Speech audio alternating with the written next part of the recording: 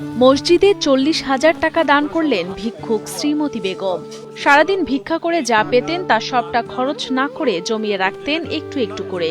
আর ভিক্ষা করে পাওয়া 10-20 টাকার নোট জমিয়ে নগদ 40,000 টাকা মসজিদের উন্নয়ন কাজে দান করে এক অনন্য নজির স্থাপন করলেন তিনি।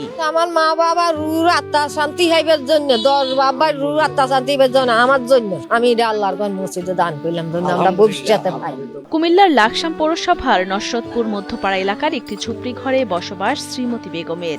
একসময় মানুষের বাড়িতে কাজকর্ম করে জীবিকা নির্বাহ করলেও শারীরিক অসুস্থ ও বার্ধক্যের কারণে বাধ্য হয়ে শুরু করেন ভিক্ষাবৃত্তি।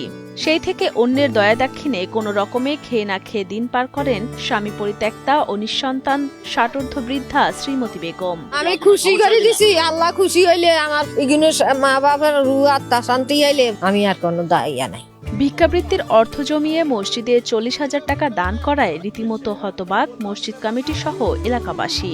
তারা সকলেই প্রাণ ভরে দোয়া করেন এই বৃদ্ধা নারীর জন্য। আমরা শুনি সবাই খুশি হয়েছে যে উনি নিজে কষ্ট করে আনি খায়, এখন উনি দিচ্ছে আবার মসজিদের জন্য। শ্রীমতীর এমন কাজ সমাজের জন্য অত্যন্ত অনুকরণীয়।